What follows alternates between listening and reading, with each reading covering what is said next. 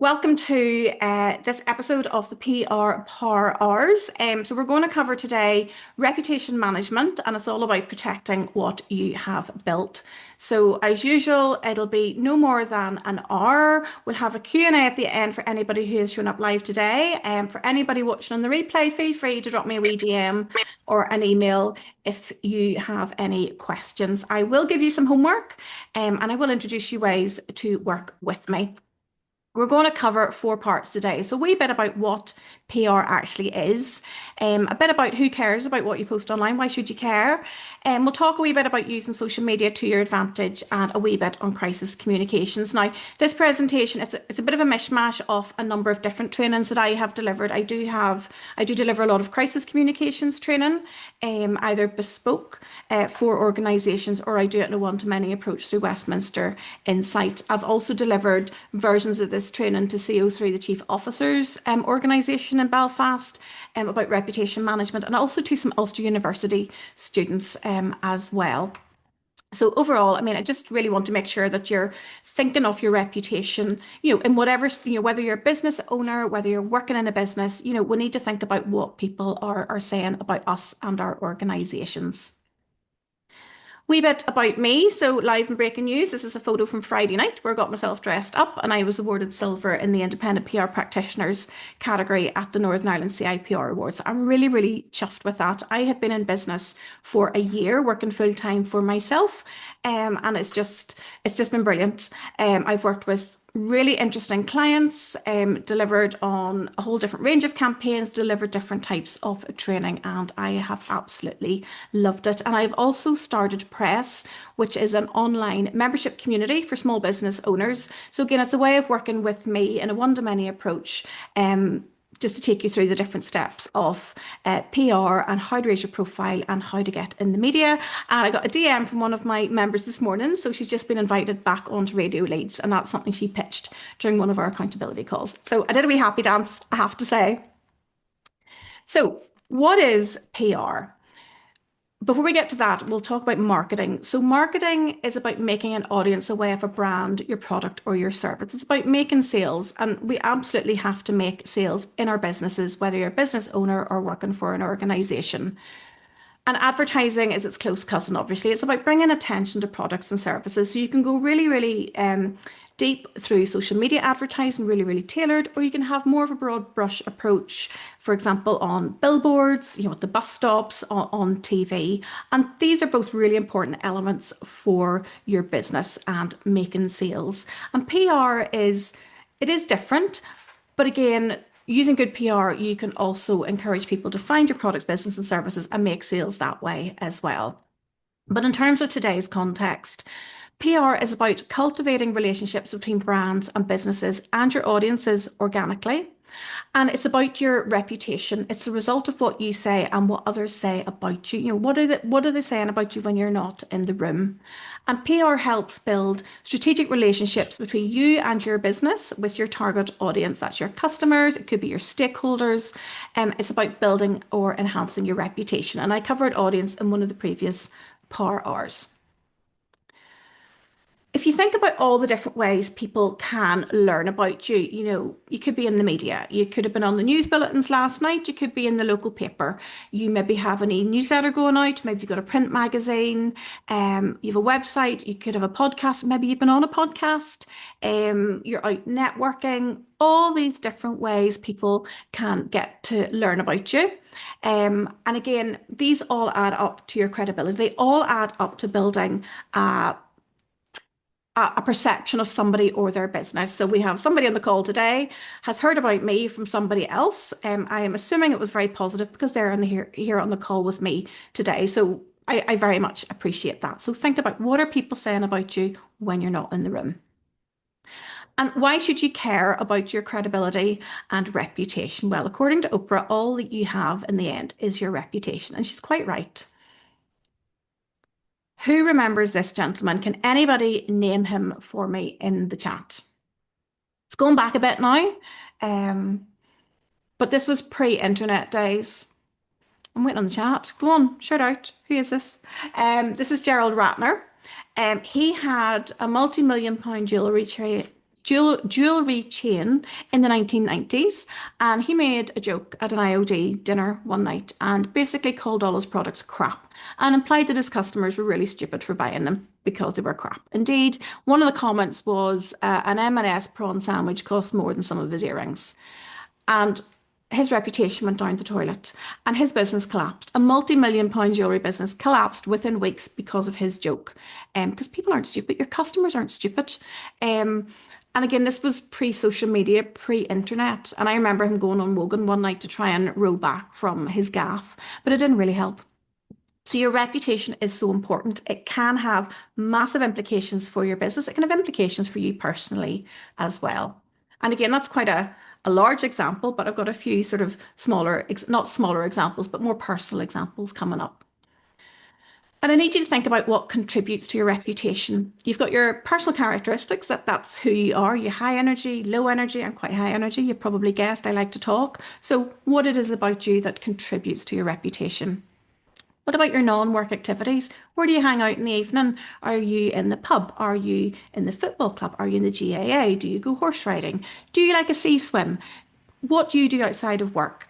Do you like to go to the library? Are you in the WI? All these things contribute to your reputation. And again, linked to that are the people you spend time with. And again, there is no judgment here whatsoever on what you do and who you spend time with, but reflect, are they contributing to a good reputation? Are they I'll give you an example. There was an accountant near here was done for fraud. So if you were aligned to that accountant, how does that reflect on your business? How does that reflect on you if you're hanging out with them? And again, your personal branding, how are you showing up? How are you presenting yourself in networking, on social media, when you go out to talk to people? How do you look? How do you dress? How do you sound? These all, and again, no judgments. These are just all things that contribute to your reputation, and they're what people will make a judgment about you on. And we all judge people. We all make an assessment of what they're like. You've all judged me the minute you've come on here and I've started talking. That is absolutely fine. And a lot of this now is all tied to social media. And again, why should you think about your online reputation? We're going to talk about that briefly. I'm going to give you some ideas about how you would assess your current online reputation. And again, I want you to think about what channels contribute to your reputation online. So why should you think about your online reputation? Again, answers in the chat. Is it something that you have ever given consideration to whatsoever? And one of the things when I did this presentation for Ulster University students was think about when you're getting a job. This data from Statista shows that it's the share of adults in Britain who say they've been rejected for jobs because of their social media posts, and this was in February 2023. So again, about 2% of people, younger people, the stats are a bit higher there, 35 to 44 years, once 5%, that's quite a lot. And again, 79% of businesses have rejected a job candidate based on social media content. Now, I will caveat this. In one of my last places of employment, there was guidance issued that if we were recruiting for a job, we should not be checking social media of a particular candidate. But that was more about trying to stop introducing bias. So if you had a candidate and you searched the socials and discovered, say, they had a protected characteristic, that might bias your thinking against them. But again, if you're frequently online and maybe you're connected with somebody through LinkedIn and you're seeing their posts on a regular basis, that's going to create a perception of them in your mind. Now, it can work both ways. You might, I've had this happen to me. I've had somebody apply for a job and I know how good they are because I have seen what they're doing out in the public domain. So that creates that positive reputation for them as well. And just, I'm sure you can think of other things about why you should worry about your online reputation, but sticking with the jobs thing, because there's people here who work within organisations, and you're going to be working with clients as well. So maybe if some of this comes up about one of your clients, you're going to think, I'm going to suspend you as well. You don't want me saying this to you at 2:10 on a Friday afternoon, which I have had to do to a member of staff because they posted nonsense on social media that went against policy, and we had to then instigate a process with HR, with the head of comms, with the director of the organisation. And again, a quick search of the media will show that people have been suspended, have been sacked due to things that have been posted on social media. You've also got the other side of it where videos have circulated, which they maybe shouldn't have as well. So again, you maybe can't control what people film when you're out on a night out and then post, but then equally it's back to those bits that contribute to your reputation. Where are you hanging out? Who are you hanging out with? Is there a possibility that something could make its way into the media? And again, think about defamation. When you post online, you can be taken to court over that if it's defamatory or libelous. And again, so the original example of this is Sally Bercow, the wife of the former speaker in the House of Commons. So she didn't even mention what the allegations were in her tweet, but she was sued and she had to pay out damages for that. And we all know about the Agatha Christie saga as well. So again, think about what you're posting. Think about that perception it could make for people. I mean, what should you do? What actions could you be taking just in terms of your online reputation? Well, I would encourage everybody to assess what's already out there. So have you ever Googled yourself? If you have, what's come up? That can be really, really interesting. There's actually two Sara McCrackens in Northern Ireland, so it's a bit of a mishmash. But your LinkedIn profile will come up probably on the first page of Google if you're using LinkedIn. Maybe 2 or 3 pages back, there could be something from something a number of years ago for something you've worked with. But again, have a good Google of yourself and see what comes up. Again, search social media channels. What have you posted that is good, bad, or indifferent? Do you want to leave that up there would be the question. Check your privacy settings. So to make sure that nobody can, hack into your account, making sure that maybe if you're a teacher, you don't want your pupils to see what you're doing, make sure your privacy settings are really, really locked down so that maybe only friends and family or invited guests can see what you're posting. It's a conscious choice that you need to make. What can be removed? What can you delete? But bearing in mind that everything online is there forever. And there was a news incident, or there was an incident in Northern Ireland last week whereby somebody posted into a WhatsApp group. It was actually, they posted in a drugs menu into a WhatsApp group of football coaches. Somebody screenshotted that. So that evidence is there forever. And there's been a huge fallout from that as well. So again, beware of what you're posting, beware of the WhatsApp groups as well. Actions to take. Set up a Google alert. Set up a Google alert for your name, maybe for your business. You can set up a Google alert for, topics that you're interested in as well. But again, it's not fail safe. I have Google alerts set up for one of our businesses, and I don't get everything in that comes from that. I have a Google alert set up for one of my clients. Not everything's coming in, but you do get some things coming in and you can start to maybe tailor it a bit as well. But just to give you a wee bit of warning as to what's out there with your name attached to it. Sort out your privacy settings. Again, are you comfortable with your privacy settings being open? Assess any potential damage. Maybe there's a tweet from 3 years back that you wouldn't want anybody seeing anymore because, people change over time. That's absolutely fine. There is no judgment here. But assess any potential damage for anything that you've tweeted. If you tweeted some really stupid jokes, stop it. Just delete them. Delete what you can. But bear in mind that things are online forever and somebody could have taken a screenshot. You can use social media to your advantage. We're now in an era where, future employers can see how good you are because of your personal branding on LinkedIn. That's brilliant. Gone are the days we had to start faxing stuff to people. And again, it's really about taking control and acting now. So I would really encourage you to deactivate what you don't need. I need to take my own advice from this. I'm forever testing out different social channels. So, I've got a Blue Sky account. What's it good for? I'm looking at Snapchat to try and figure out what my daughters are at. But again, do I really need all those accounts or would I be better deleting them? Think twice before posting. Create accounts that show off your skills and build your profile. So the thinking twice about posting thing is, I'll give you an example. I have something I would dearly love to post on LinkedIn, and it would get me reaction. I know it would. It would impact on somebody else's reputation, and probably rightly so if I told you the context of it. But I'm not going to do it because that wouldn't put me in a good light. So we just have to take a step back from that.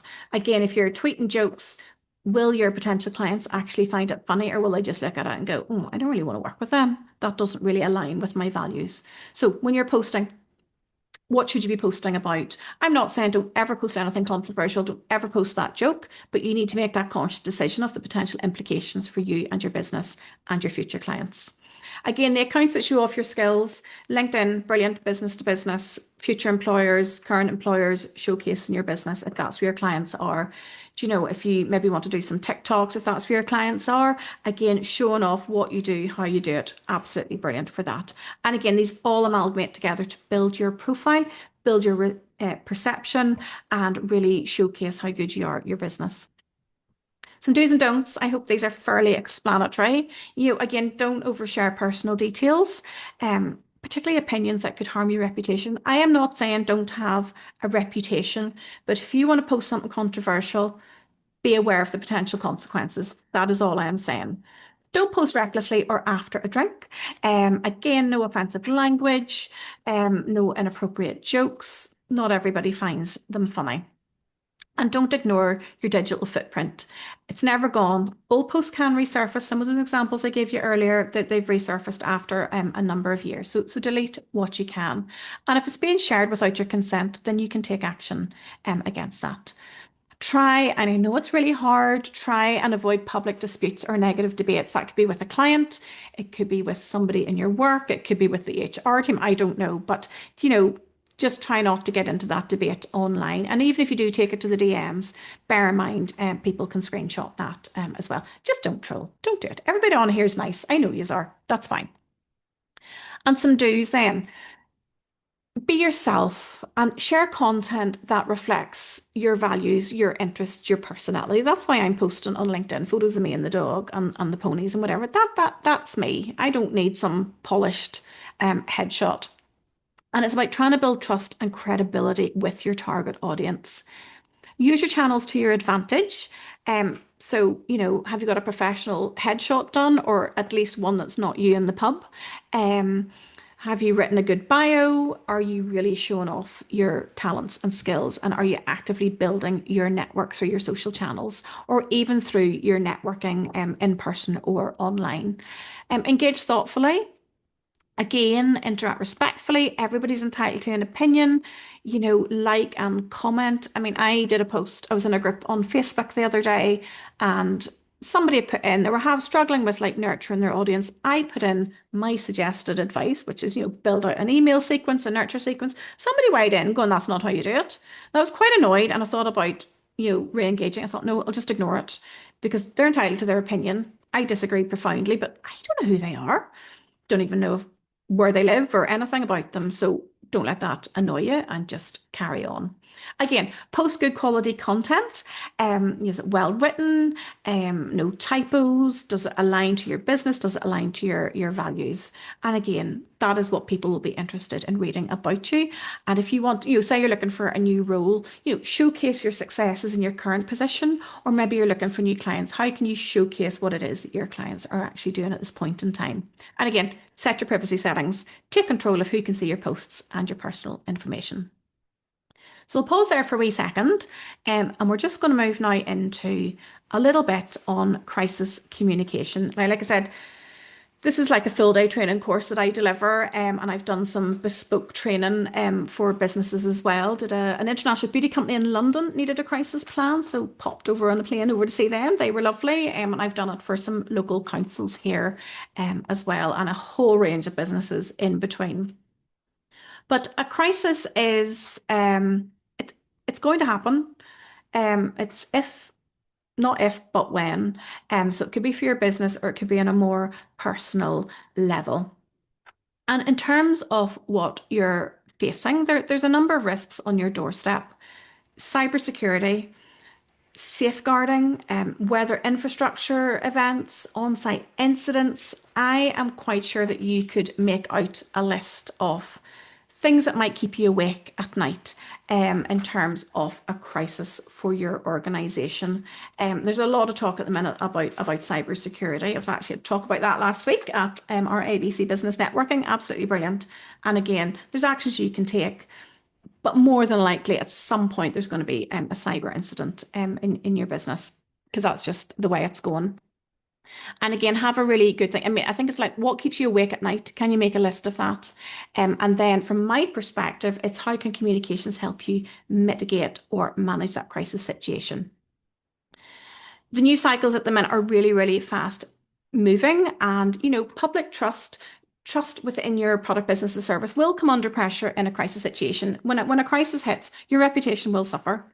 That's it. So it's how you come out of that better than what you might have expected, and then start to rebuild your reputation after that. So have a think, what keeps you awake at night? But just some examples. Cyber attacks, schools have been forced to close. Safeguarding, again, maybe you have a premise.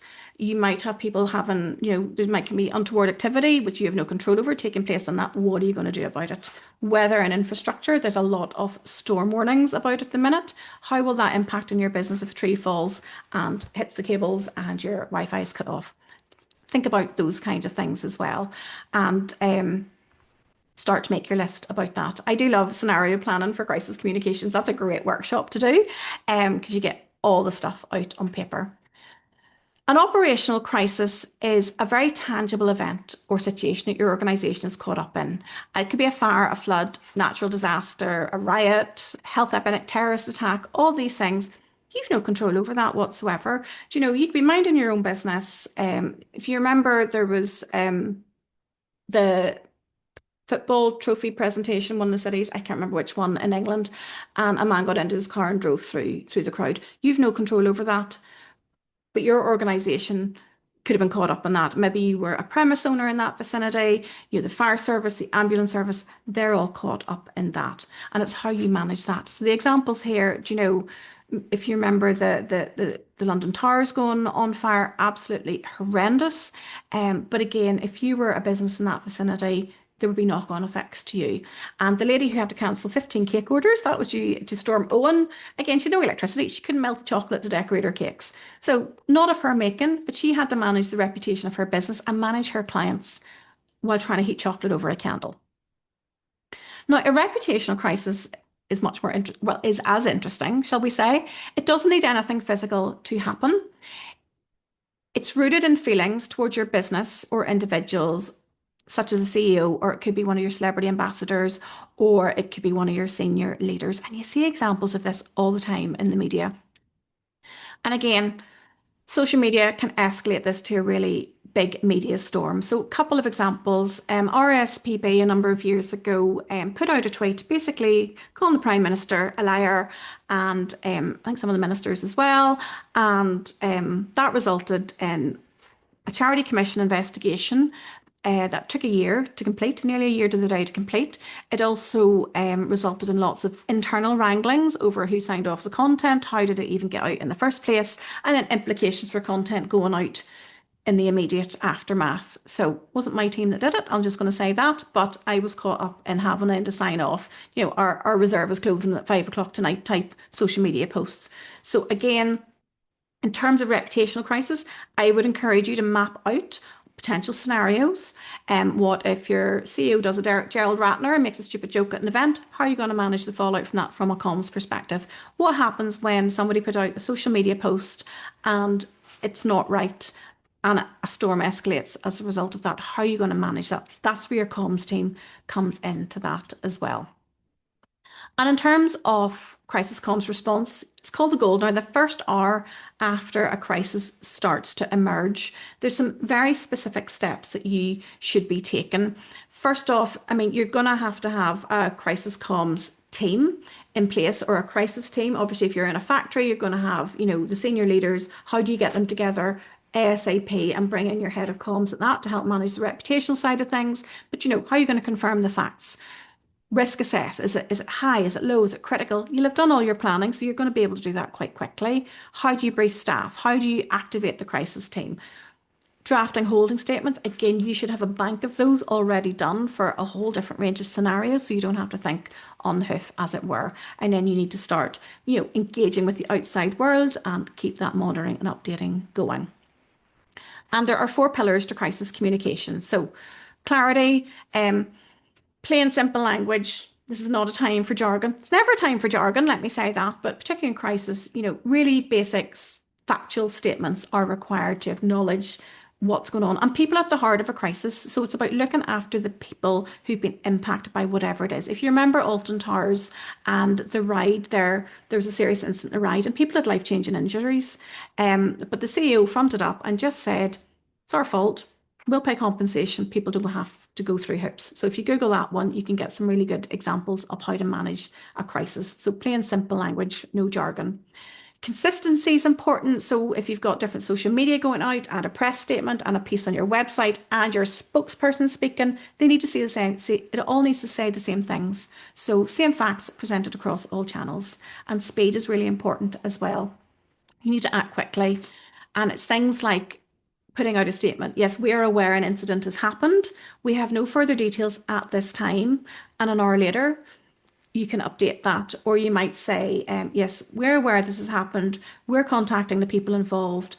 We will have an update in 1 hour. And in an hour's time, whether you have an update or not, you put out another statement saying, we have no further updates at this time, or here's the update. But again, act quickly, even if the details aren't available. And again, showing empathy for those at the centre of the crisis that is actually happening. It could be your staff, it could be customers, it could be your neighbours, but they're at the heart of this, so you need to be really empathetic. And I'm going to give you 5 things to do now. This is Actually, this isn't your homework's on the next slide, but this was part of an IOD CIPR report that was produced, and it was about trying to encourage business to understand the importance of communications when a reputation happens. So the recommendations of 5 things to do now were to work with a strategic PR consultant. I know a really good one to assess your risk and audit your crisis plans. Again, get your crisis team in place. So representatives from across the business and including a crisis leader and coordinator. That is so important. Hold a workshop to plan your worst case scenarios, categorize them by potential impact on the businesses. I love doing that. Call me. Create a plan for each level of threat. Threats can be gold, silver, bronze, however you want to categorize them. So it could be something really low key, just somebody being a bit annoying on social. More of an incident, not really a full-blown crisis, but how you're going to deal with that will prevent it from escalating. So again, each level of threat, if it's going to be a security alert, very different response. And again, test your organization's resilience with a simulation exercise that will lock in learning and find gaps in the processes. You can go absolute full on to this. You can buy in services to have a full on, what if my factory goes on fire type scenario? How are you going to evacuate? Fire service, blah, blah, blah, all the rest of it. Or it's something I have done in an in-house training of just giving people a really simple scenario of like, this has happened, but then coming in, 10 minutes, 5 minutes, 15 minutes later, giving them updates and new pieces of information as well, just to put them under pressure for an hour to see how they're going to react. It's good fun. So your homework for today is to assess your online reputation. So get on to Google. What are people saying about you? What's on your socials? Would you want your granny to see it? Take control of your social media. Lock it down if you need to. If you don't want people seeing your stuff, then you need to take action to do that. And undertake a crisis audit and risk assessment and then act on it. So whether you're a small business, what keeps you up at night? What happens if your systems go down? How are you going to manage that? What is the reputational impact? What happens if one of your clients ends up in the media in a negative situation? How are you going to react to that? Call me, I'll help you with your statements. If you're a larger business, again, how are you going to react to something happening within your business premises that maybe not your fault, maybe somebody tripped and hurt themselves, that could be a potential crisis or worse. Ways to work with me. I have said I love doing crisis communications training. I do a range of workshops, mentoring and coaching, and help people engage with the media. I have a course on that next week, actually. This week I'm doing public affairs training. And before we get on to the Q&A, just a wee bit about Press, my online membership, which is just going great. Like I said, somebody messaged this morning, they're getting media coverage because they're taking action and it's just absolutely brilliant. But the Press Success Path is about plan, reach, engage, story and shine. So it's a step-by-step program that you work through with help from myself, And again, it all takes place on a bespoke online hub. So I'm just about to upload new videos onto that as well. And these power hours are on it, two for everybody to access. It's currently £55 per month. And again, it's about helping you plan your PR action, helping you reach your audiences, how to engage, tell your story. Storytelling is so important. We covered that the other week, and how you really start to shine in the spotlight. So again, there's a QR code there, so you can scan that when I send out the replay or the link, and you can find out more about it. And if you have any questions or want to chat about it, just drop me a line and we'll get a cup of tea. Now, to remind you about your homework, assess your online reputation, take control of your social media, and undertake a crisis audit and risk assessment, and then act on it. That is the important bit. But I was doing there was a mass lobby in Westminster last July when I was working for the Climate Coalition, and I just sat in meetings about it, hyperventilating in the back, thinking, what happens if somebody falls over? What happens if what happens if there's a, what if, all these scenarios. So I wrote the crisis comms plan for that, and I didn't have to use it, and that is okay. But if something had happened, I had all the statements already written, I had all the potential scenarios and how we were going to react, and I had all the numbers of the people that I needed to call about it. So helps me breathe a whole lot easier and sleep better at night. So thank you very much. That is all I have to tell you today. So I will stop sharing and stop the recording, and then we will have our Q&A. And if you're watching online, thank you very much. Drop me an email at prclub.co.uk, and if you have any questions, and I will happily answer them for you.